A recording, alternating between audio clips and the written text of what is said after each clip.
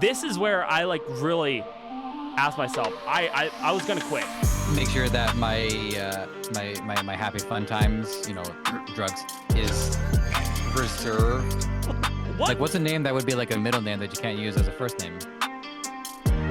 Anal. My next thing was gonna be, did you put your dick in some milk? But apparently no. Not in this economy.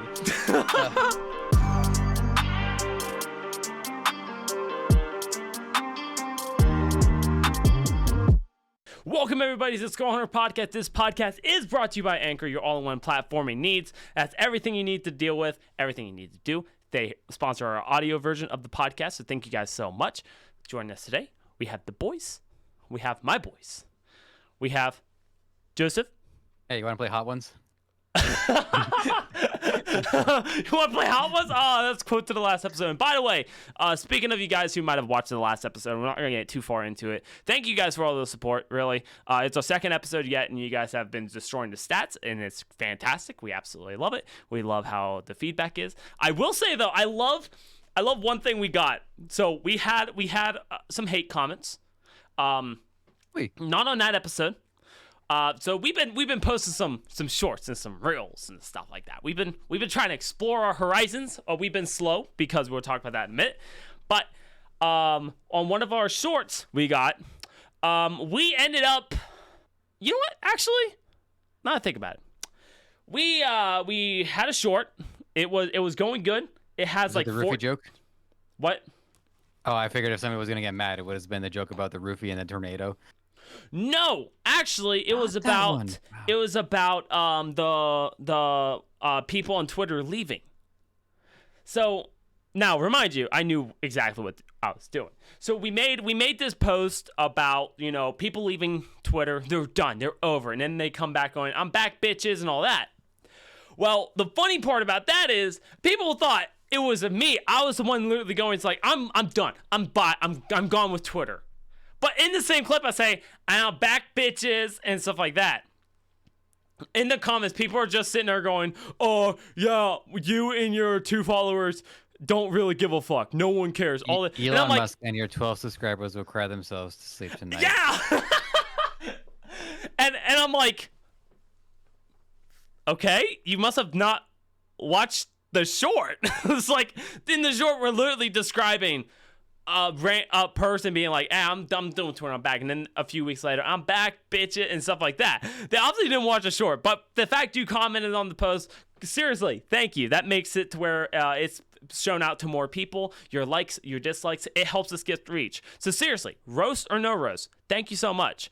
I just want to make sure that was in there. But Speaking it is of roast, the new year. just the inflated ego, man. When you get like in those next 20 subscribers, you're gonna become full of air, because this tech kid has 45 subscribers and it's just raining havoc down on the Skull Hunter podcast, which does not have 45 subscribers, even though your main Skull Hunter channel has like 3,000 subscribers.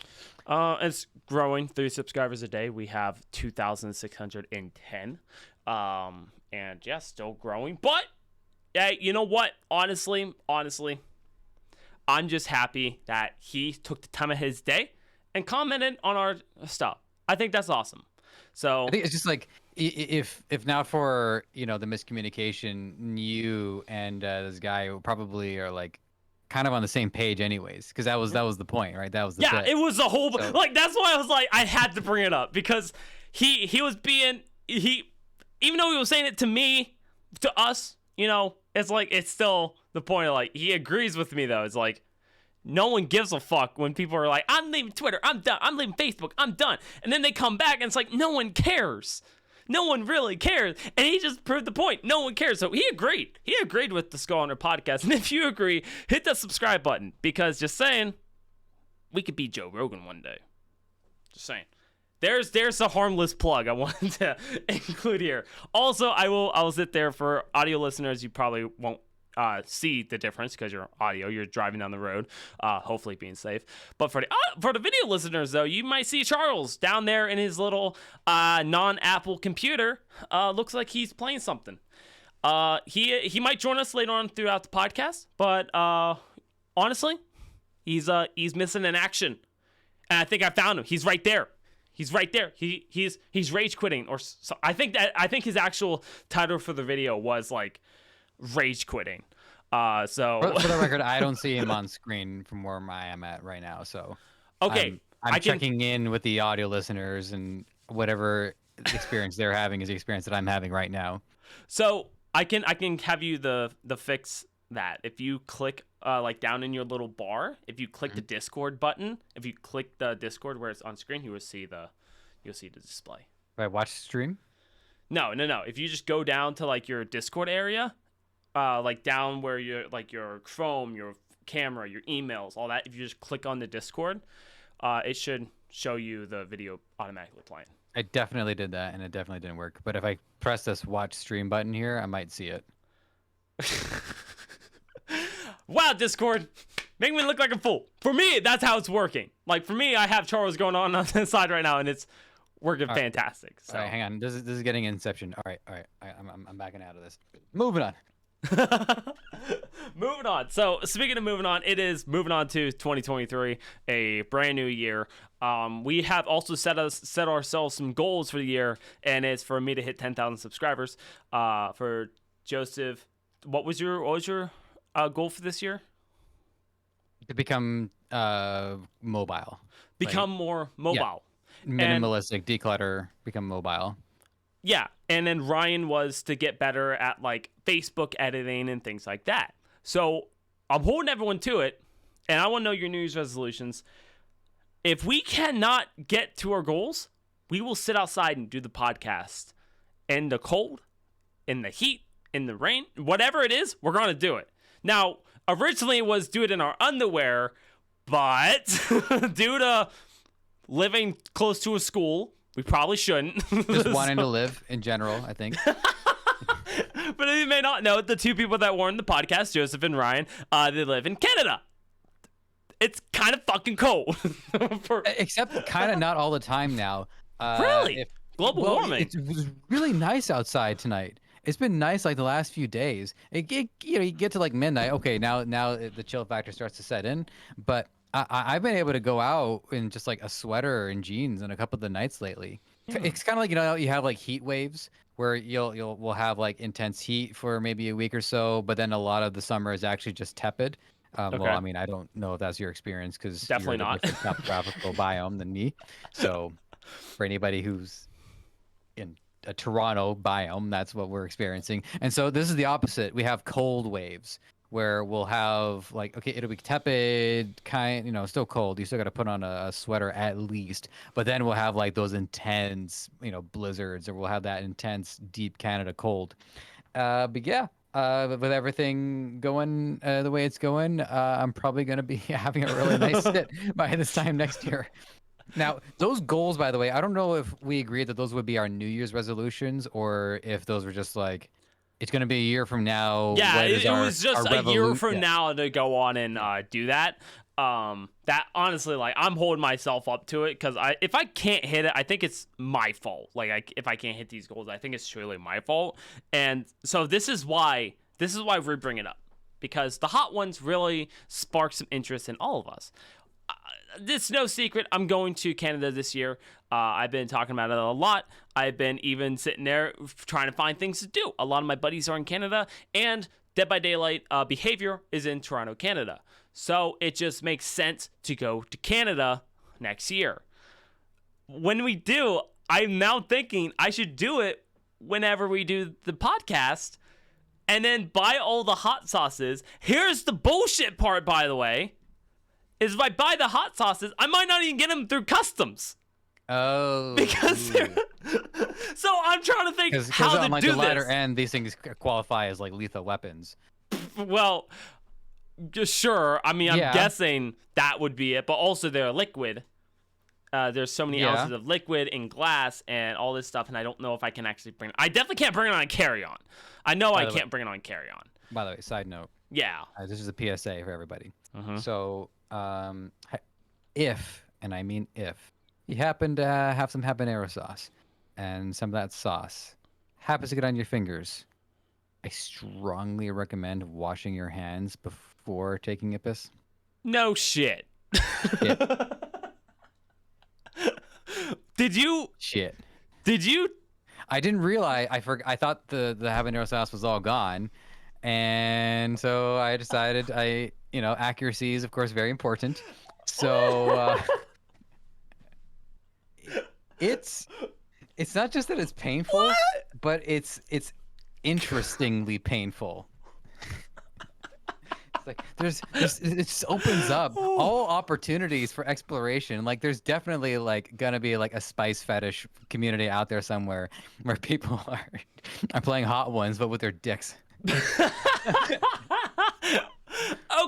the fact that Hypothetical. This says so.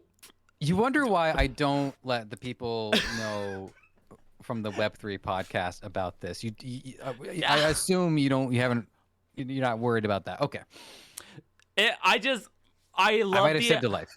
You might have saved someone's life. Not mine.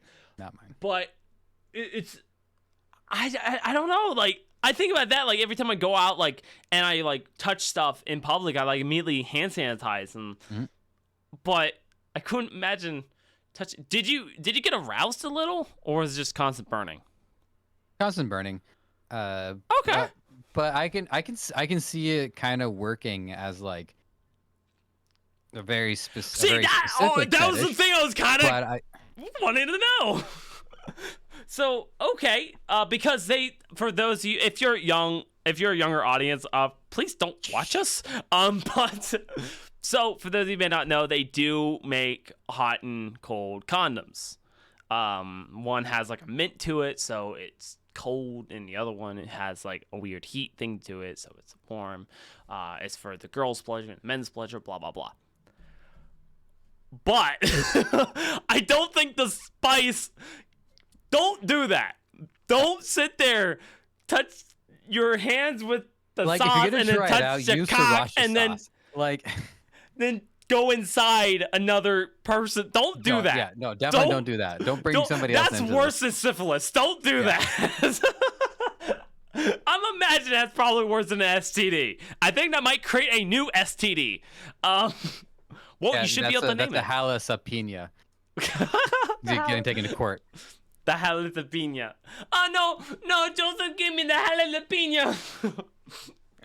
Now my ghost is fine and call the fire department. You give me a firefighter. We gotta move on. I can't believe you did that. It was it was an accident, but if it wasn't, I would imagine you would come to the Skolder podcast and say, if it was on purpose, I would have told you before, I would have told you before I'm gonna do it. I would be like, all right, guys. So I know how it feels like inside, but there's some other parts of the body that are sensitive too that we haven't discussed. So I'm going to do some experimenting. It was just like I never had this experience before. This is it's 20 minutes worth of burning too. Because I tried to wash it off, but like what they tell you with water, all water does is displace it around. And milk is like $6.99 a carton. I'm not using milk. So I just had to live with it. What the fuck? Okay.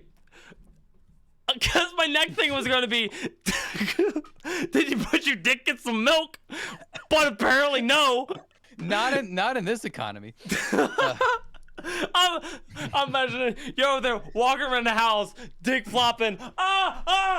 It burns, and you're over there trying to get your girl being like, please, give me some milk. I am pretty sure there are some like cultures out there, those tribes that like have not made contact with the civilized world yet. I'm pretty sure I just like am technically a man in a couple of those cultures now. You know what? I'll give it to you. I'll give it to you. It to you. I think by classification now that in some of those cultures you're a man. It'd be nice to feel like a man in at least one culture. It's not happening in anyone that we're currently a part of. I'm not even classified as a man, and I like to think like I'm a man, and we could talk about the things I've done, and I could be shown as being a man, but realistically, I'm not like the manly man. I didn't build a car with no instructions. I can't even build fucking Legos without any instructions, and you want to sit there and give me a car? Like, you will walk away with more pieces than we started with. It's like when you're like, oh yeah, we want to put that bar over there. No, it doesn't fit. It's supposed to fit, and you look and it's like half of it's broken. You're like, where'd the other half go? Me and Johnny were using them as lifesavers over there, and we like, what? And it went ding, and it went, So we got 2. So do with that what you will. Yeah, no, I would not be classified. I mean, I could cook, but I hate barbecue. So, I mean, that's like the manly thing to do is like make barbecue, and I fucking hate it. I don't know. Barbecue's messy. That's my biggest thing is barbecue is just too damn messy to do. But I could do cookouts. Like, but I never like survived in the woods, yet at least. Haven't survived in the woods yet. But I'm like, my dad's a manly man. My dad's before my dad's a manly man. I'm a bitch. It's like, let's be honest. I make content on the internet. I'm a bitch, and I love it. Everyone here is a bitch, including Charles. Look at him, just playing his game. Sorry, audio listeners. I just totally like swiped you off to the side. I'm sorry. I love you guys. Hopefully you heard an Anchor ad. If you did, I read the future, or I control the advocate's place. But yeah, dude, I couldn't imagine. What did I do? So, I didn't. Did I talk about? I don't know if I talked that. Oh no, I didn't. Okay. So okay, all right, good talk. Good talk. Well, there's so much that happened. So I released a video that we'll talk about. We'll talk about a little bit later. But I released a video, went to Wonderland. But a part of this video, I had to fly to Florida, my first flight ever, and it was really terrifying and things like that. But I had to go through security, customs, all this stuff. So I go through security. And to give you a little idea, I was putting roof veins on houses and little cabins and stuff. I had metal shards all up and down my clothes. I literally went from the work site to the airport. No time to change, no time to do nothing. I get to the airport. I put my bags up on the thing, take my shoes off. For one, forgot my glasses. They're on top of my fucking head. Forgot my watch. It was on my arm. Forgot my necklace. It was hanging around my neck. Not a problem. Going to the. So what you're saying is you lost like sensation, like you couldn't feel things anymore. Well, I mean, from how hard everything was that day, yeah, I probably did. Honestly, I was more just like, I don't know, stressed because I've never been in that situation before. I think that's an easy way to say about it. So I was stressed. I was trying to like take off my shoes, my belt, because I went into courthouse and stuff like that I'm pretty used to the procedure. And I forgot about everything else. I was tired. I was fucking numb to it at this point. And so I get into the metal detector. Well, you have to sit there. You have to like get ready for a fucking T-pose. You have to go and go. And so you T-pose for this thing.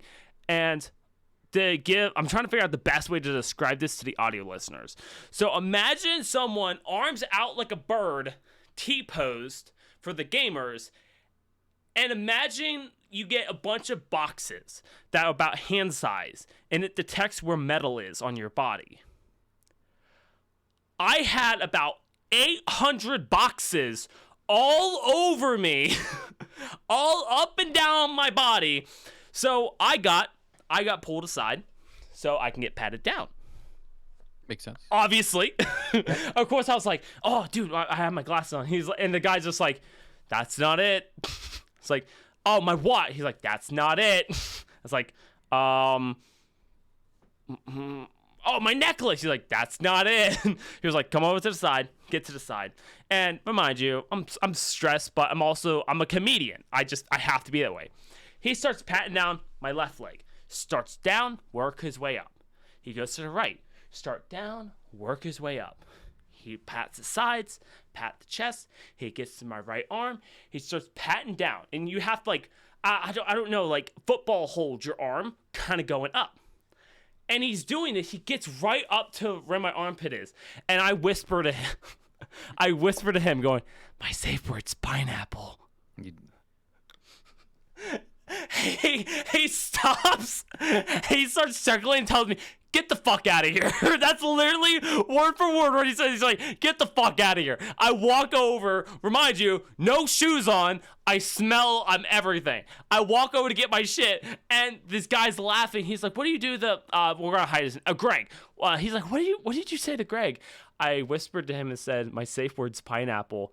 He starts laughing, and I'm like, "Okay, cool." Everyone's now laughing. I get all my stuff, put my shoes back on. The guy behind me, he's coming up to me, and I looked at him going, "Should I go back so we can check my left arm?" It's like, he didn't check the left. Should I go back? And he's just like, "No, you're gonna get cavity searched." Don't. I went, "Oh shit, that could happen." So I risk getting cavity search for 2 seconds of fun. But yeah, I honestly whispered to him like, "My safe word's pineapple." And everyone got a good laugh out of it. And I told my parents, and they're like, "You dumb fuck." I love how honest my parents are. They're like, "You shouldn't have done that." It was your first time at an airport, so Yes. I can understand if this, like, because it's all new, right? And you're just like, Yeah. you're worked, you're stressed, you've been shrapneled. But historically, at least as far as going out of Canada, is I always remember the customs agents to be completely humorless. Their job is to be as like neutral as possible. Like, tell my wife I had said hello, neutral. Yeah. So the fact that like you were actually able to crack them, it's impressive. Okay. It is like because people they Or take their he's job bad at his super job. serious. Or Greg is not so good at his job, and it's a good thing his name's not actually Greg, right? And His they name's not definitely actually can't Greg. check the camera footage to see what point you were in there and who was the exact person that was scanning you for the day. Let's not assume they can do that. Yeah, and the worst part is my backpack just looked like a bomb the whole time. It's like my backpack was loaded. Like, it looks like I just smugged a fucking S&M. Like, it did not look like I'm ready to go fly. I can't tell you how to live your life, but you had your one. I don't know if you're gonna get another. I don't think I'll ever do that again, but I don't think I'm ever gonna get in that situation again that I'm gonna get pat down because I have metal shards all over me. So, but it was just, I don't know. Like, at the time, I was like, best fucking thing ever. As stressful as it is, there's a certain like talisman, or there's a certain aura that a person has when that person is like overworked and has like a lot going on. Mm-hmm. There's a certain like protection that a person can have, which obviously is what happened there, by the way. So I wasn't looking for evidence, but now I've got some. Whereas if you knew that your flight was going to be the next day and you were like at home prepping for it, you'd be just as stressed. Mm-hmm. And your sleep would be shit. You'd have to double up on the melatonin to get to bed, and then you would just have dreams like of missing your flight, of like waking up like 2 a.m. and then again like 2:30 a.m. and then like 3:30 a.m. and then it would just be a mess. So like no matter what, that was going to be stressful anyway. So you might as well just go in guns. Okay, not guns blazing, but mentally guns blazing. Mentally guns blazing. Yeah, no, that was honestly like my best go-to to try to do is just like go in there and just like do my best. But honestly, like at that point, I was actually pineapple. What's that? Did your safety word actually pineapple? No, my safe word's not actually pineapple, and I would never say my safe word on camera. Just because I know it's no secret. I'm gonna become bigger than I know what to do with one day. I don't want people, especially children, to just hear a clip of it and then walk up to me saying my safe word. Well, I feel like use a decoy safe word. Okay, then my safe word's pineapple, ladies. All right. If you walk up to me and say pineapple, I know that's the secret code. But yeah, what's your safe word? Will you actually tell us your actual safe word? I know. I actually never came up with one. See, so here's some fun facts. Done anything? That's my problem. I haven't done anything that's like, gotta get a safe word. Because let's be honest, if someone doesn't like it, they tell me to fucking stop, and I stop. But in the situation of a safe word, I talked to people. One of my really good friends. His name is Anthony, and he's not hiding what he's into, but he said like the first thing to do as a safe word is like make sure you can say it in one breath, because you get into some situations where like you can't sit there and say pineapple because you could be pint and that's it. Like, so I'm like, okay, you know what? I actually get that. I actually did learn something that day. I was like, okay, I did not know that. So if you're actually starting to sit there and think of a safe word, don't listen to fucking us. But My safe word is password. No one's gonna crack it. I don't think that's a good thing. And they're going, wait, what was my safe word? Oh god, well I forgot my safe word. What was my safe word? Password. I remember at a friend's party. This would be a couple of years ago. God, it feels like a different lifetime because this is like pre-COVID stuff, and people are getting drunk, having fun, some roughhousing, and everybody picks up this one guy and starts like lifting him up over his head, and he started saying pineapple, pineapple, pineapple. And then it was like, oh shit, he's doing a safe word. Okay, and everybody safely put him down and said, sorry, dude, we were just roughhousing. So the safety word actually came in handy in a totally like non-sexual situation. At least it wasn't sexual at the point. Maybe things had progressed. It would have. Yeah, But maybe he's touching himself with hot things. Who knows? Maybe. Have to bring it back around. But no, that's actually cool. That safe word, even though it wasn't in a sexual act that we know of, but even though it wasn't a sexual act, like imagine like you and your girl or me and mine, we go out somewhere, we're having a good time with like friends and stuff like that, but then there's that one person around that's like doing things that they shouldn't, and if you can say that safe word, like apricot or something like that, being like, I love apricots. What's your feelings on apricots? And then the other one can hear that going, oh, okay. Like, I think that's important. Like, your sex things, yes, that's important, but no matter what, you should have deep communication. That's my thing. Not just how deep you can go, but just the deep communication. But no, that's cool, that a safe word, even if it is something as silly as pineapple, but if you and someone else know is a safe word and know that, like, that means you're uncomfortable, that means you want out of the situation you're in, do it. That's the best thing ever. And then make jokes about it at an airport because that's gonna be the funniest, especially when they have to cavity search you and you're just screaming pineapple and everyone can hear you, so everyone's like, what's going on back there? Are they making a pizza? It's they want to know. Oh man, but no, man, I love the growth of this podcast. We started off talking about some weird things, to touching your dick, to saying pineapple, to talking about. It's been sexual the entire time. It has been. So let me go ahead and take it all back to a nice place. We didn't actually talk about our New Year's resolutions, by the way. Oh, do you got some? Do you got some New Year's resolutions? Some is actually the correct answer to the question, because I didn't want to have like one like major one. I just had like a bunch of minor ones that would all in aggregate turn into, a good change. It's just all like little things, like want to make sure I'm working out in the morning, want to make sure I write by the time I go to bed, not necessarily at bedtime, but at least by the time I go to bed.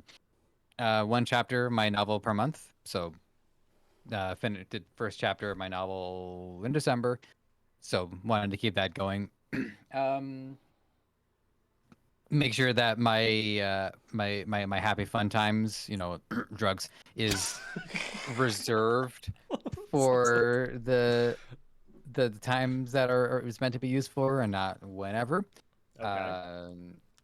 Either no more hot sauce on my dick, or like a lot of hot sauce on your or dick, or just fully commit to it. One of those two. Ooh, so just like sriracha! just wanna aggregate, just put all those things together to try to assemble something better. And then work wise, obviously things got a lot better, but still trying to make them even better still. And there's sometimes I get a frog caught in my throat, and it's happening right now. Yeah. But when this happens, I notice I sound a little bit more like Joaquin Phoenix than usual. So Murray, when you bring me out, can you introduce me as the Joker? All right, sorry about that. I get that frog. It depends. Sometimes the frog is really accurate, sometimes not so much. Anyways, so those are my resolutions. How about you? Um, honestly, there's a lot of deeper ones because unfortunately, even though I like to say that I'm perfectly fine, and I agree everyone should talk about their mental health, but that's one thing I got to control this year. Last year I did a lot of shit that was like push me to the edge of videos to dealing with my fears to dealing with other things. But throughout dealing with those, I've learned more things about myself, and then I learned that there's some things that put me into like a whole messed up state.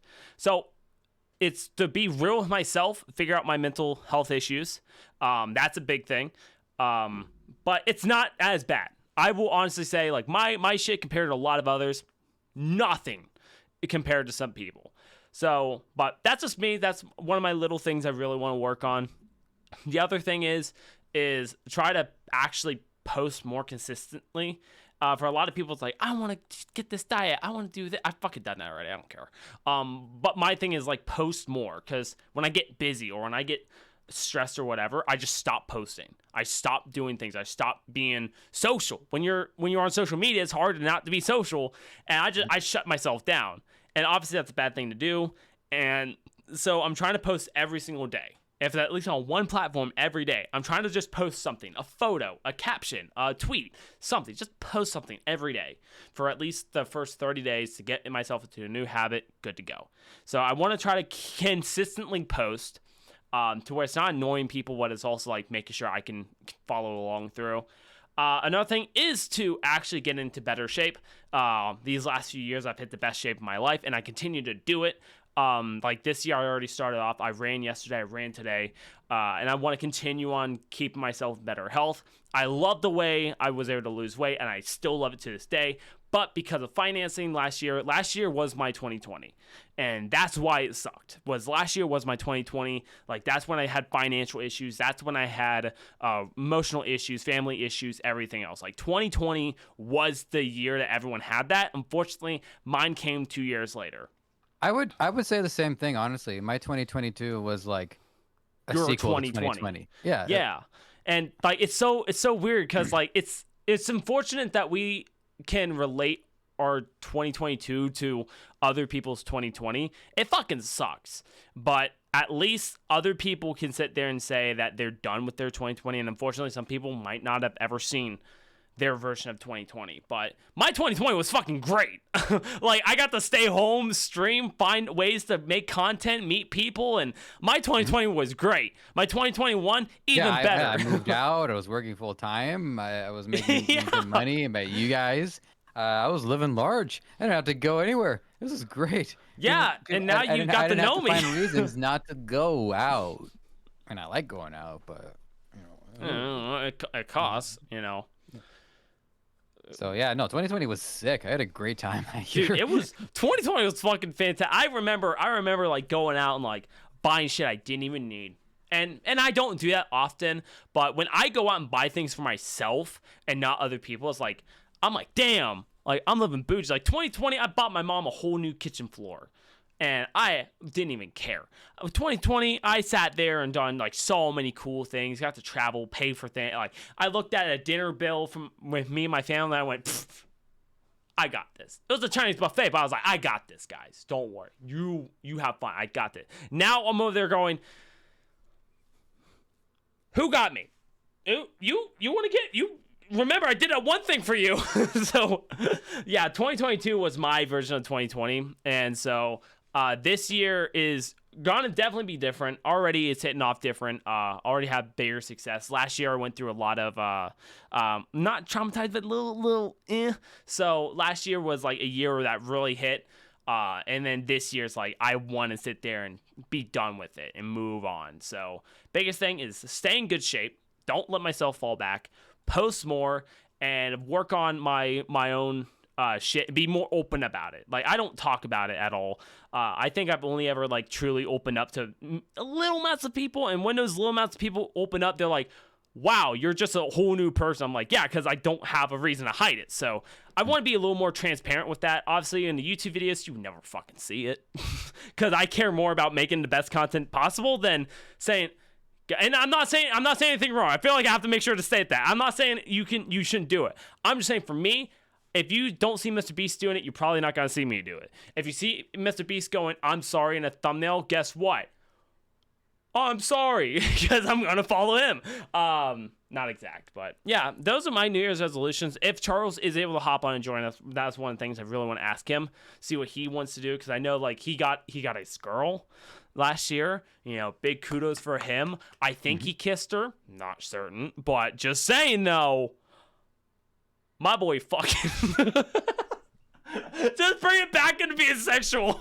But my boy be but yeah, no, I think this year the big thing I want to accomplish is hitting that 10,000 subscribers, and it's not even the fact I want to make the money. Like, so I got to witness the experience of, I don't give a fuck about making money, but I want money so I can give back more, or I want to have an income so I can get rid of that income for other people.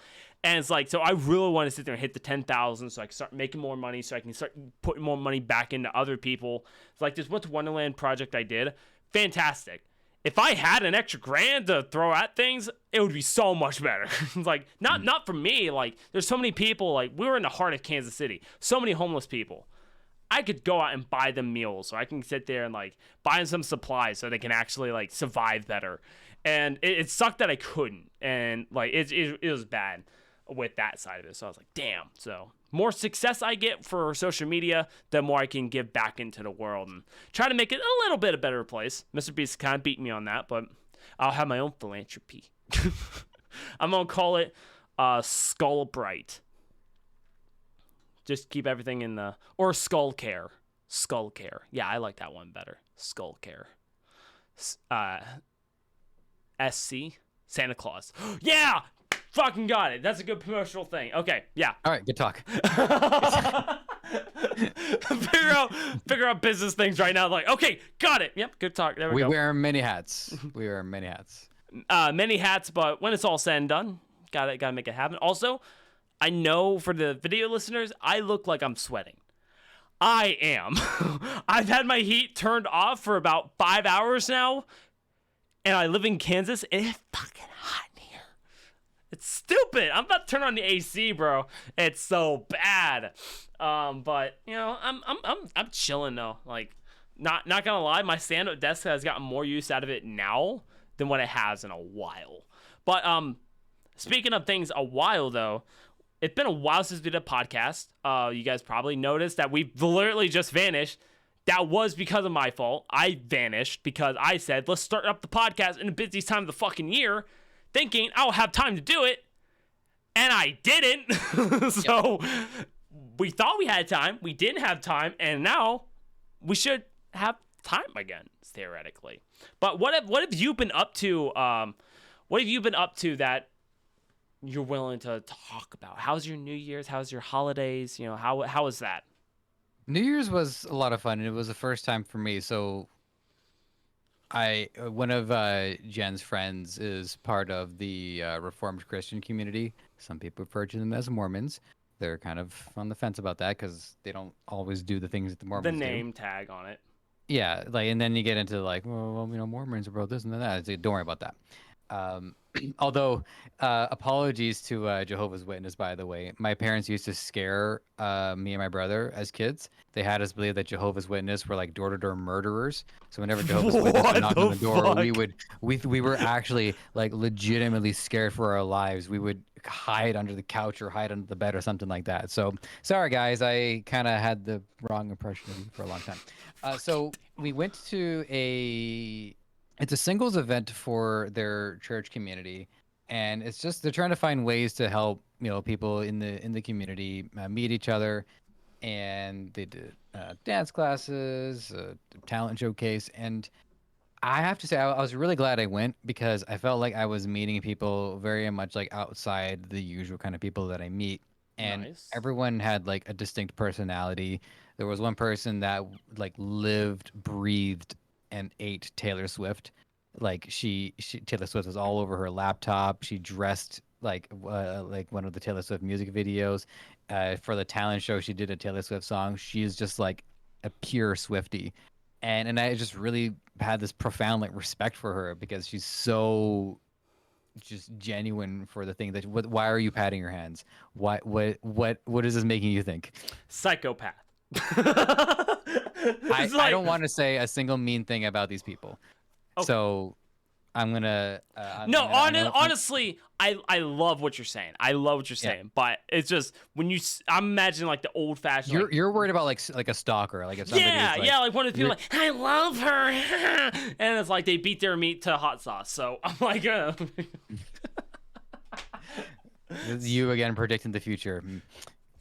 new trend, 2023 new trend. So girl loves Taylor Swift. So Yeah, and just everybody, lots of different people like that. Like people into their different passions. One person just like was a salsa teacher at an ad hoc salsa class for us, and I just came away from that night feeling just like fulfilled. It just there's the whole thing was just so wholesome. There was no cynicism. There was no like people hating the hating culture. Like we can kind of complain about a lot of things in society. Like things can get pretty jaded and pretty cynical. But no, everybody there was just like just seemed content with whatever it is that they happen to have. And yeah, so that was New Year's. 7.8 out of 10 would recommend. okay. I started doing background acting again. I don't remember if I talked Mm. about that. Well, I know I've mentioned I it, know you but I mentioned it really to started to like. me, but I don't know on the podcast. Yeah, so I mean, I used to talk about background acting a lot. It was one of those things that I said if I ever get the chance to come back and do that job, I'm gonna do it. And I did have the chance, and so I got back into it. Nice. And those have been a blast. Like genuinely my one of my all-time favorite jobs. The kind of job that like even if I was fine for money, I'm not, but if I was fine for money, I would still go do it anyways just for the fun of it Hmm. because networking is obviously very important, right? But if you go to like a networking event, there's the pretense of everyone is there because they have the motivation to want to, meet and network other people. Whereas what I find is that doing background acting, some days we're on set the entire day, and so it's constant work. You don't really get much time to talk, but those days are actually pretty rare. Most of the time, it's a 50-50 split between being on set and following direction, and then being in the holding area, which is like a cafeteria. So wherever the production happens to be shooting it, whether in a studio or on location somewhere, there's always like a cafeteria area where people can just sit at tables, and next thing you know, you're talking to the people who happen to be sitting at the table with you, whether it's people that you've seen prior on another set and you start to build up your friends, or you just meet new people there. And so there's a lot of people that come into background who like they have no interest in acting whatsoever. They just want something to do. Like they're retired or they work seasonal and they just I didn't have to apply to this job. In fact, the only qualification to do background acting is to be as insignificant as possible because you're in the background. You're not a main character. So Yeah. it's a very easy job for people to get. You just sign up for an agency, pay their registration fee, and off you go. Um, but then you also meet a lot of people like me who are like semi in entertainment or very fully immersed in media, and then you meet people who are just full on acting and they just trying to get on set, get whatever experience they can as much as they can. It's also how I met Jen, so there's there's definitely some proof to that, like of how meaningful it can be. So I love that job. There's two downsides. One that I can live with, which is sometimes I'll have to get up at 3:30 a.m. in order to get to set in time. Um, but even though that as a downside doesn't bother me all that much because there's a lot of nights where I am just not getting to sleep very well. And I don't want to rely on melatonin every single night for the rest of my life. So having to get up crazy early, have an excruciatingly long day, and then I'm out like a light by the time I get home, perfect. Hmm. And then the other thing too is that yeah, once in a while you meet like an assistant director or even a fellow actor who's just a douchebag. And some people have rubbed me the wrong way. But it's like, it's not like going to a 9 to 5 where it's the same staff, like it's the same people every single time. There's so many productions going on, there's so many people involved that you're probably not going to run into the same person all that often, anyways. Hmm. So the downsides are l- manageable, and the upsides are just insurmountable. There's just so many of them. So that's been huge for me. I'm really glad to get back into it. And Other than that, like Jen and I started working more on doing a business together. She's an extraordinary artist, and I'm a pretty good animator. And I also everything that I learned about marketing from my last gig. So with our combined talents, we might actually have a chance of just like doing our own print-on-demand store and actually generating our own revenue. So that's a pretty major initiative on our part too. Nice. Yeah, I mean, if you guys ever do that, this would be fucking great. Plus, it's something that you two can both do together. Having things that you Yeah, I two mean, can we're do basically together. already in business, right? We make the images, you put them on Redbubble, which is a print-on-demand website, and then just kind of market it. Okay. Do you got your website and stuff made? So it's on Redbubble. It's our names are combined because I'm Joseph John and she's Jennifer Jessica. So it's J2 High. So this J2 High designs on Redbubble. Unfortunately, they're kind of like holding back our images for some reason. We're like talking to customer service, like, guys, what are you doing? Come on, come on. What are you waiting for? Why you holding So, back? so I'll once it's up, I'll add the link to my link tree, and then I'll let y'all know. Yeah, I would love to see it. Now, I think, God, I'm trying to remember. There was something I wanted to put out there. So, did you do anything for Christmas and stuff like that, or? Just the usual. Go to see my parents for Christmas dinner, wine, some gift given, and then went to go visit Jen's parents earlier on in December. I'm just answering that question as fast as I can because there ain't Yeah. nothing interesting about it. Okay. I mean that's fair. Also, I remember what I was gonna say, and it had nothing to do with the print on demand. Besides, why do you and her have two first names as your names? Those are our middle names, John and Jessica. Okay. I thought like, yeah. Okay. Most middle names are first names. I don't think there is a database of middle names or names that are like specifically Oh. for middle.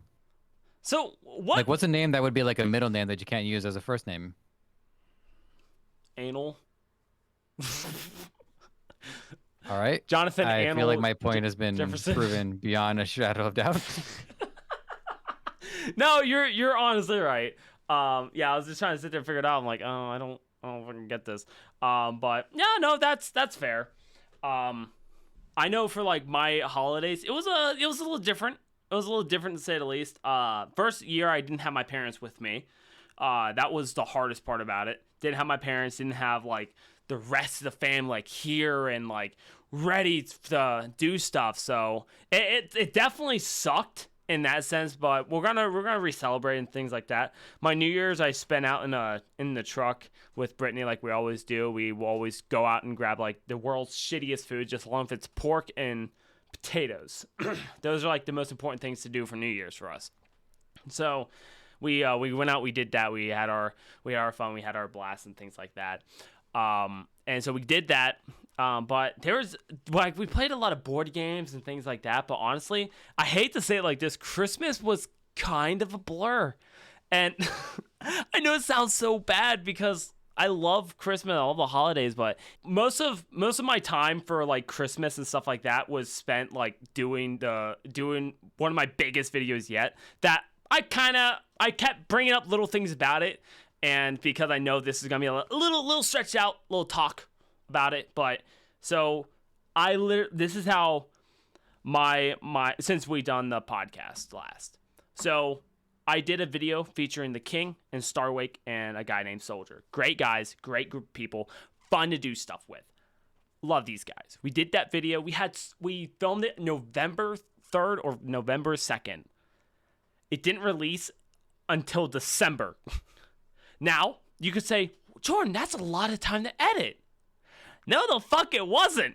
Because the first 2 weeks we spent on getting footage. We could not get footage across because King lives in the East Coast. Starwake lives in Canada. Soldier lives in the West Coast. So we were trying to get footage across. One person would have problems sending it, and then I had problems downloading it, or vice versa. And it was so awkward, so frustrating to figure out.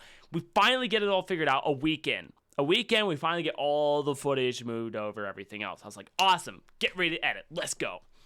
I spent about a week and a half editing the project. It was done. I was like, fucking got it done. Let's go. Finally get it done. Get it uploaded. Then we have the worst thing. And I recommend anyone, if you're going to try to really take YouTube seriously, do your fucking thumbnails first. This thumbnail took me 2 weeks to do. 2 weeks to do the thumbnail. And I still paid someone to finish it. That's the problem. Wait, I'm gonna look at this thumbnail right now. Yeah, go ahead. Why did it take that long?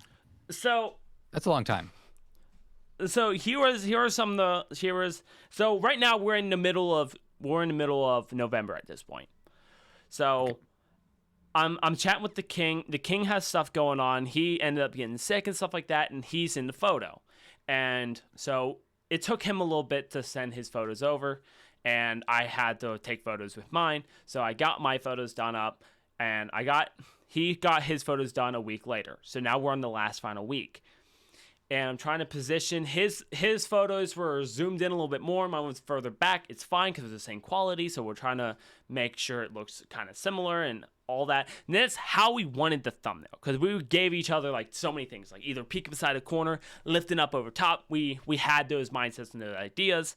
And it's so hard to say this, but you can have these ideas and it doesn't fucking work because you can't get things figured out in your mind to put it on paper. And you're like, I could do that. That doesn't look right. I could do it. This doesn't look right. So about 3 days in this week, I'm like, okay, here's the problem. I'm going on a week-long, not a VK, but where I couldn't really do much in social media. I was like, I won't have time for this. So I ended up paying this dude like $25 or something like that to get the thumbnail done and to send it over. Paid the guy $25. He gets the thumbnail done. No joke. I think I actually have the thumbnail here for audio listeners. Pretty much I'm going to describe the photos as they come. The first one I get is so fucking blue to where I was like, what did I just pay for? And I was literally like, can you turn down the blue? So not blue DBD, it's blue dabba dee dabba dabba. Blue. All right, everybody, come on, guys. That was a good one. Come on, guys, you fucking got that. on. That was solid. Yeah. So that was the first one. I was like, that's not bad. And then the next one was pretty much the same thing, just showed more skin color that I really do appreciate. There we go. I really appreciate it. But I was like, it could still be better. It could still be drastically better. So after a little bit, we finally got to the point I was like, just tone down the blue. He's like, okay. And he sent me another one, kind of toned down. I was like, no. Turn it down. Turn down the blue. Change out the fucking color. I don't care. Just not that bright a blue. To the point where it's literally a sliver. And even that still frustrated me, but it was the final day. I had to launch it. Because you have to coordinate with everyone else saying when you're going to launch your video so they can sit there and help you out and promote it, talk about it, things like that. Well, I didn't know this. My buddy King was so excited about the video. He's been talking about it the whole fucking week prior. He's over there talking about who won. He's over there talking about the video. I'm like, King, bruh. I don't know if he actually said about who won, but he's been like hyping people up about it. And I'm like, that's fucking awesome. But I was like, video's not out yet. So everyone's like hyping it up and I love it. And it finally releases. It did amazing and it's still doing well, but the thumbnail needs more work. And I am so mad that the thumbnail wasn't the way I want. So I still have to critique the thumbnail still, but that leads us on to the biggest thunder. That leads me on to the biggest video I've ever done. And I built a winter wonderland in Kansas City. Now, how this pretty much worked is I got a phone call while I was on that week of no internet or no service for any of that. Brittany's, my wife, Brittany's church contacted me. They're like, hey, we would love if you could be a part of this building Winterland progress or the process. And I went, that'd be cool. That would honestly be cool. I've never done that. I was like, I'll volunteer. And then they saw the YouTube. They're like, you could film it. Oh, so they suggested could. it to you. Yeah, they were like, you could Okay. film the project, you know, you have full permission to film. I was like, okay, well, I won't have full permission to film everyone. There'll be issues. They're like, no. We own the property. You film everyone. If they ask not to be on camera, tell them to politely to go fuck themselves. You will film everyone that you want to film. What church is this? I'm not saying. I don't think no church wants to hear that the main guy said tell them to go fuck themselves. But so he was like, don't worry about them. If they have problems, tell them to come to me. I'll take care of them. So I'm guessing a basement situation. I don't know. So I was like, okay, cool. So we did this. We started building. Day one, we started building all this. And on day one, the Star Wake members asked me, it would be cool if you could compete in our Dead by Daylight tournament. Okay.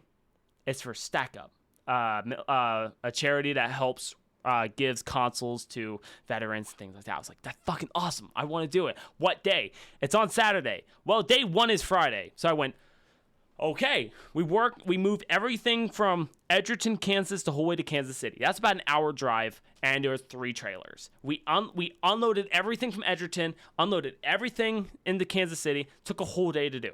Next day comes around. It's the build day. We got to build things now. So I get there nice and early, start building things I could, moving totes, things like that. Check the time. I'm like, oh, I got time to spare. I was even telling Brittany, I'm gonna work it up for the video. I want to leave an hour early and then be like, guys, I'm gonna be late. I need to like spice things up. Well, I get a text message from one of the hosts, Mel. Love her to pieces. I was told 12 o'clock my time.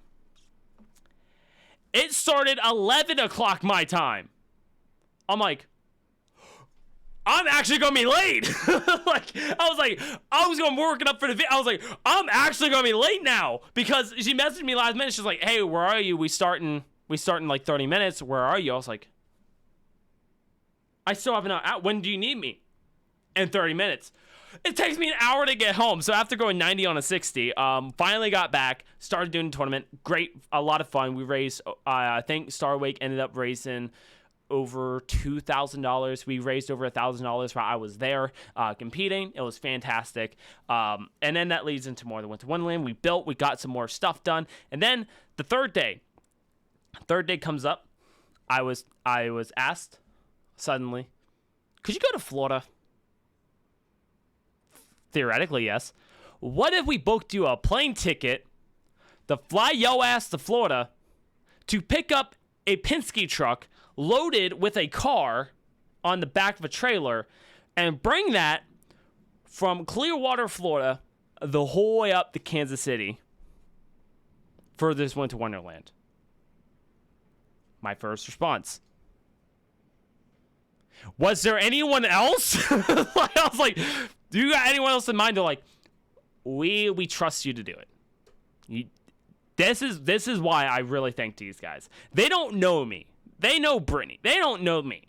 They barely know Brittany. But they trust me enough to bring over $100,000 of equipment, plus someone's car, plus their credit card, plus everything else that went to this. They trusted this random dude to go down, get all this, come back. I'm like, okay, cool. When does this flight? Tonight, 8 o'clock, be there. I got up at 7, worked until 7, so I worked 12 hours, drove to the airport, first time ever going to the airport, I got patted down, said my safe words pineapple, bow chicka bow wow, went onto the plane. This is where I like really asked myself, I was gonna quit. There's one part in the video that I would pull up right now, except I'm worried it's gonna mess things up. There was one part of the video. You see me walking down the path after you scan your ticket. You see me walking down the path. And even though it was like 2 seconds, it was like 2 seconds of the clip. And I paused the camera. And you can literally see it in this raw footage file. It just shows ding, ding, ding, paused, and then it like skipped a few seconds ahead. I'm going to pull it up. Okay. So I can do it on my side. There's a part where I'm walking through it. General timestamp? General timestamp 9 minutes. Go to 9 minutes. It should be day 3. So it should be a part towards day 3. Okay. And I cut into a shot in the video, but there's a raw file that shows just the camera like this, walking down at my feet, going on this pathway.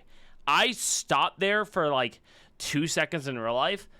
In my head, I was in there for like 10 minutes. I debated so heavily not getting on this plane. I'm about to travel the furthest I've ever done alone. I've never driven a trailer before.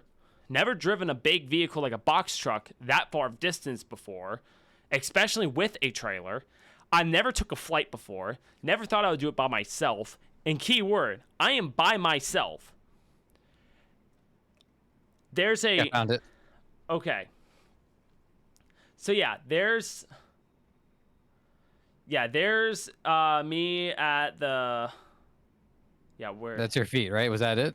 Yeah, this is in the airport. Okay, yeah, so it's leading up to this. So there's a part where it skips ahead. I love how you put it in slow motion, by the way. Yeah, it made it easier to like still listen to your. Oh my God, am I this bad at using a webcam?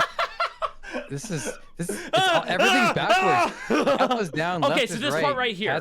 Cats bark, dogs meow. This is okay. I got it. Yeah, so that part right there was the part where I froze, asking myself, I can't fucking do this. I literally had a micro panic attack. And that little bit of time I stood in that spot, I was like, I can't do this. I literally cannot do this. And it was such a weird experience. And I fucking did it. And I was so amazed with my ability to get on that plane. And after I did that, it's like everything else at that moment just felt right. It was so weird. Like everything past that moment just felt good.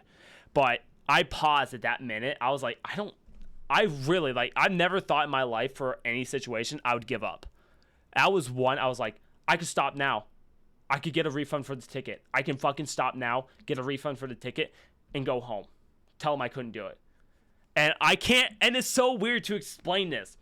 I literally just froze in time, having this argument with literally myself, and it felt like time froze.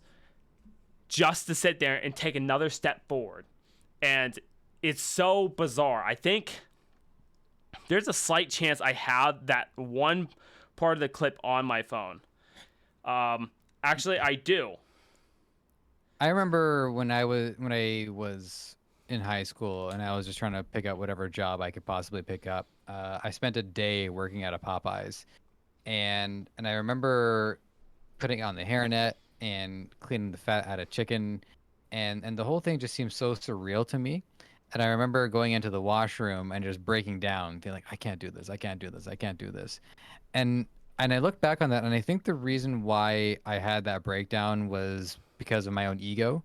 Mm-hmm. It's just like the embarrassment, the indignity of it, which, who am I to say, right? There's people who depend on that kind of work. Yeah. And there's nothing that makes me better than anybody who does work there. That's not what I'm trying to get at, but I couldn't help it. I had that sense of like, what do people think of me? What is a girl I like? What would she think of me? She found that I was working at Popeyes. Would she respect me less for working at a Popeyes versus? But Popeyes is delicious. We had their chicken on Christmas, by the way. They're a deluxe crispy chicken. They serve it in these bags. They're knocking out of the park. Like they're making good quality chicken sandwiches as of late. So they got nothing but my glowing recommendation. But just like, so I'm bringing this up because I just remember feeling so like embarrassed, like I was above this. I didn't deserve this. So could that have been where you were coming from, where it was like, why am I going through this? Why am I putting up with this? This is not what, like, why was this, what, like $100,000 responsibility thrust on me of all people? Like I'm not even in the church. Yeah, it was a little bit, honestly, just like that. It wasn't more of like, I'm too good for this, but it was like, why am I doing this? And that was a big part of my mind. Like, why was I doing this? And the video doesn't do it justice for like, because it shows like, I'm just like, fuck, I'm getting it done, baby. But this was the first. So it was just a massive, like a weird fear that was going on. Like, and it was such a weird thing to explain because like, it's like you're saying like, why am I doing this? Like it makes no sense. It's like you put me in a responsibility position to where I am in charge of this. I've never done this before. Why am I here? And there's a part right into here in the video clip, and you see me walking out, but then there's a pause right about right here. And that little time period it takes to get that one point to another, I paused it because I was going to turn around. And this is one clip that will always stay on my phone, because I literally, like, that was the one point in time in my life I was ever like, I'm going to stop. I'm going to just stop now. I'm going to just back off. Don't go further. And I think the fact that I made it further there was a huge step in my personal life. Like, that was just insane, to say the least. But that was a huge moment for me. And then, of course, we got the whole point where I'm in Florida. That, by the way, little hint, you don't drive trailers in Tampa, Florida. You definitely don't drive trailers in Clearwater, Florida. And you go over this bridge that has no railings, water on both sides, and it's windy as fuck. So, when you're driving a parachute going down the road, it's not fun. But I was stuck at 55 miles an hour. I got stabbed by needles. I got so many, like, injuries on the site and doing everything. My hand is, like, all kinds of cut up and messed up. Like, I got in so much. But all in all, though, I loved it. Now, before we did start the podcast, you had, like, a question, or you had, like, just a wonder. What was that? About the Winter Wonderland? Yeah, about the video. I have no recollection of this whatsoever. The hot sauce must have been getting to you. You're thinking an awful lot about my dick, by the way. You know what? I'm just on your mind a lot. It's on my mind, dude. The dick's on my mind. I can't get it out of my head. This Winter Wonderland project was one of the biggest projects I've ever done, and this is the weirdest part. It's giving me this high, and I just want to do more like it. And it's not just like the big project and the massive film stuff. I got to hand kids toys for Santa, and I got to be such a help. Like, the video only shows, like, the building process and then the end. I stayed there 3 extra days after to help, like, give out toys and help clean up and help do this and help. There's so much stuff that wasn't filmed at all after the video. And then after Christmas, we'd taken it all down. But what really stood out to me was when I got to build it, see it in person, all put together, and then also see, like, the kids, the smile on their faces and all this. And this was all a free event, and everything was paid for by the church and donations and everything else. And seeing the kids super happy and stuff like that, it gave me this weird high to do it again. And I feel like it's a weird example, but now I just want to do whatever I can to get that feeling again. And, like, to give back and to make other people happy and, like, do this, like, do these passionate projects and these things. Like, and I know it sounds weird for a guy who don't do drugs, but it's like, I don't know. It's like, it gives me a high that I want to find. And I don't know how that can relate to other people, but it was just a weird feeling of being like, I want this. I want this again. Not this exact thing, but I want this feeling again.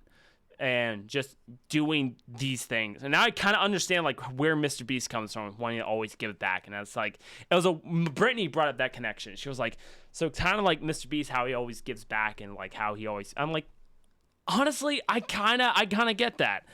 But it was a massive. The funny thing is that, like, you know, you're saying it's not a drug, and it's certainly not furthest thing from a drug, but that high, that chemical reaction, is the basis of all drug dependencies or addictions. It's achieving that high and then not having the ability to put enough time between events to regain that same high, and get into that cycle of, okay, now I need to step this up, now I need to do something even larger. And that's kind of what's happening to Mr. Beast, is that, you know, he comes up with this incredible large scale event, and he probably gets that feeling of elation, and then he's like, damn, I got to do something even bigger and better than that to achieve that next.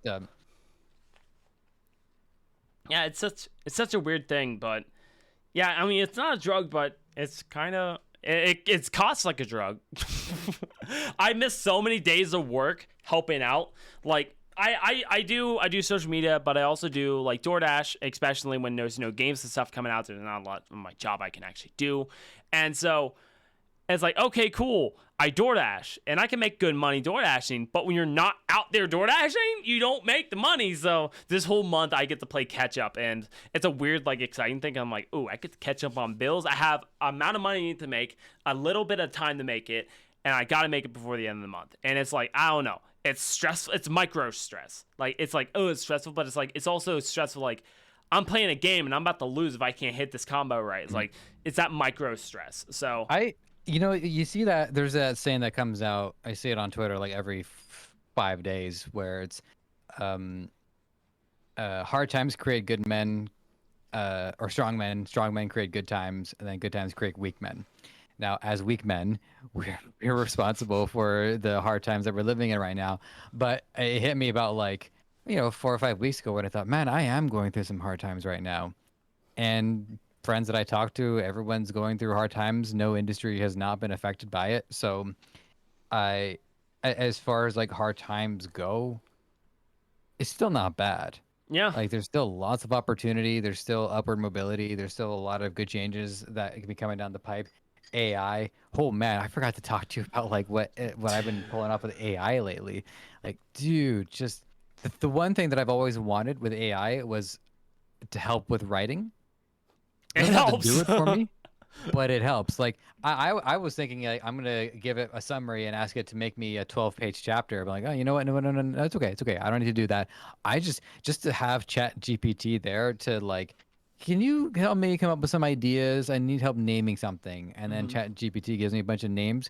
I didn't use any of them, but it gave me the idea I needed to get to the result that I wanted.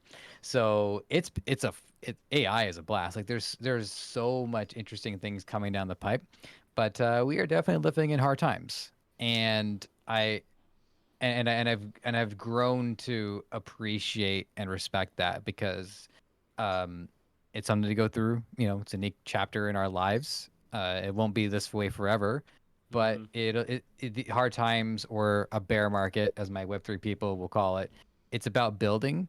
It's about foundations. It's about figuring out what is the truth and what are the real things that you really want to go for, and not being caught up in like what's the flavor of the month, or being caught up in what's going to be popular, what's going to be fun, what might be like an easy money making scheme.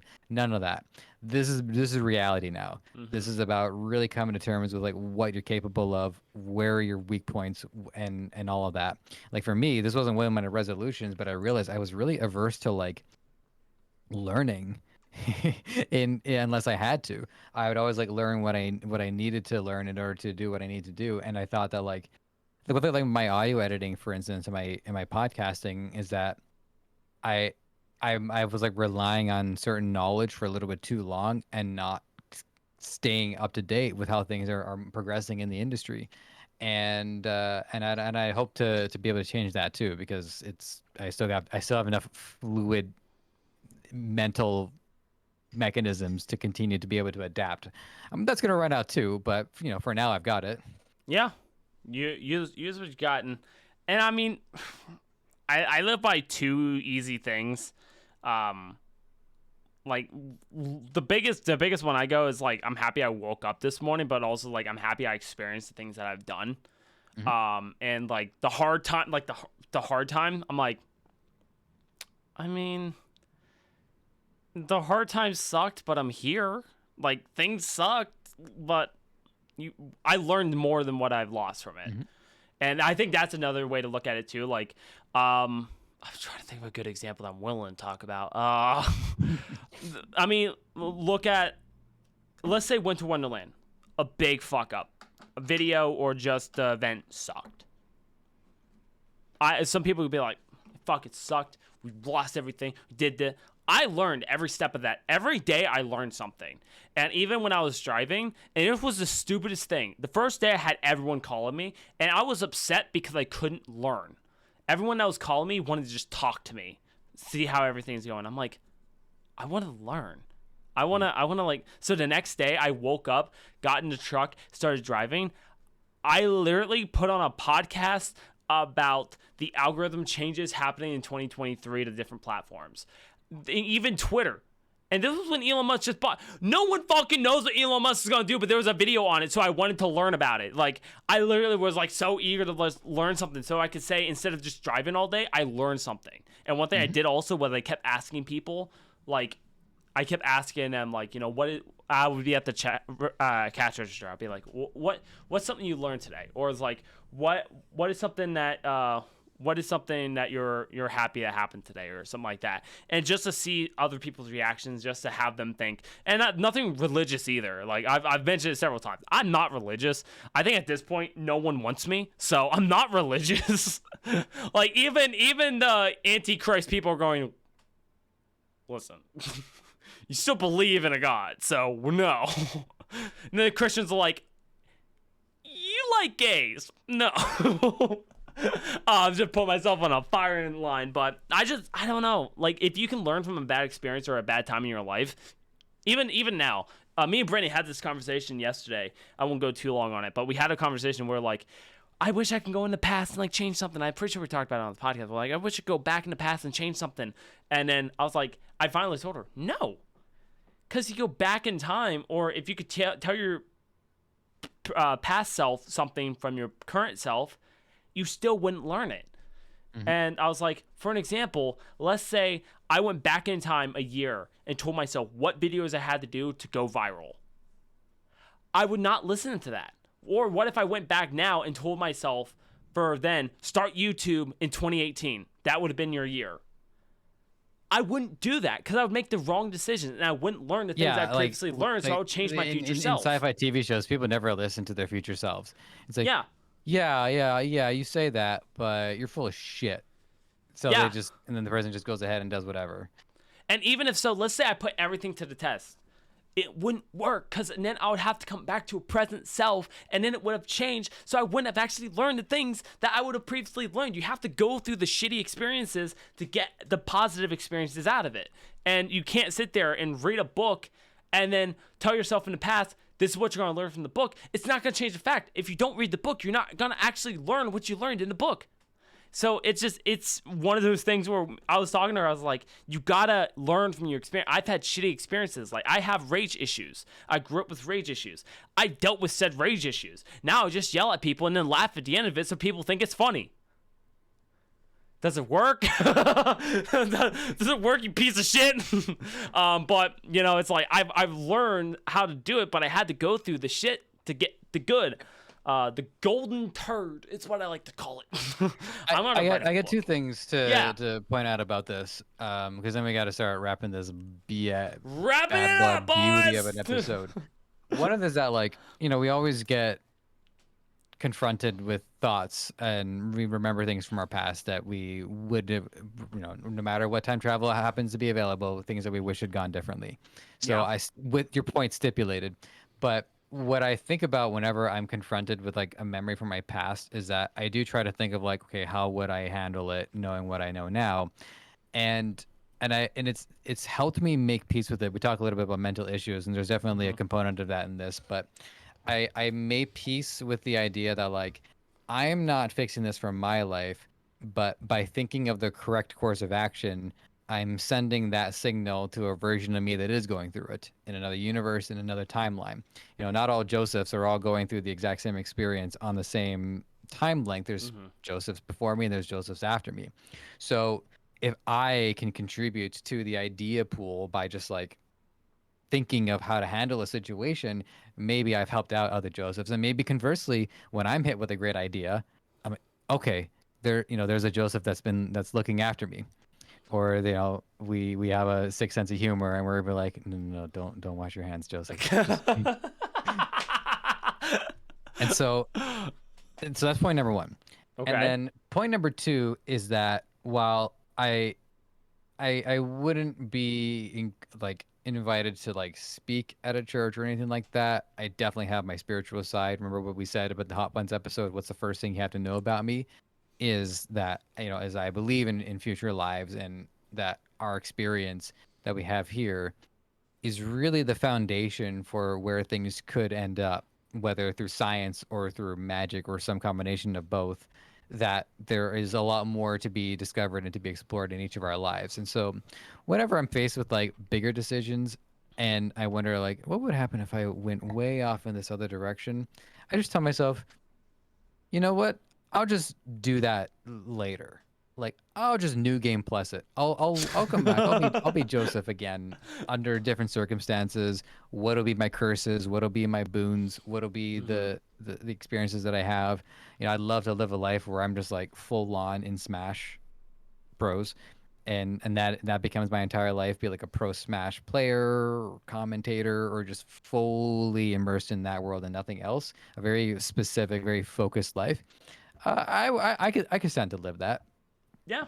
So what that does is it helps me make peace with the fact that the path that I'm on now is not something to regret. It's something to embrace, and it helps me make decisions because it's like, you know, if I really want to do something else that bad, I'm pretty sure there's enough cosmic juice in the universe that'll allow a person to eventually have that experience anyways. And who knows? Maybe that's the experience I'm having right now, where this is like the fifth or sixth run.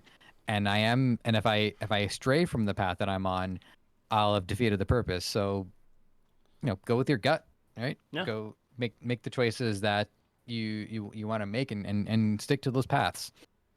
Yeah, I agree. I also agree. You should hit the subscribe button if you got this far in the podcast. Just Hit it. Like I'm just saying.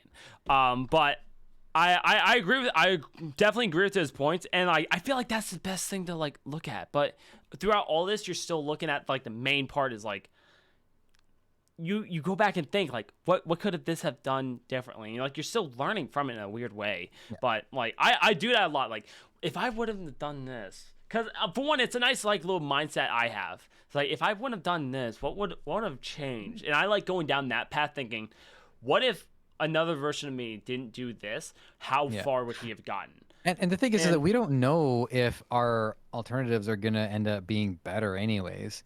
Like I don't know if anybody's noticed, but the world is crazy. So trying to have a logical decision, it can end up just having a more illogical result.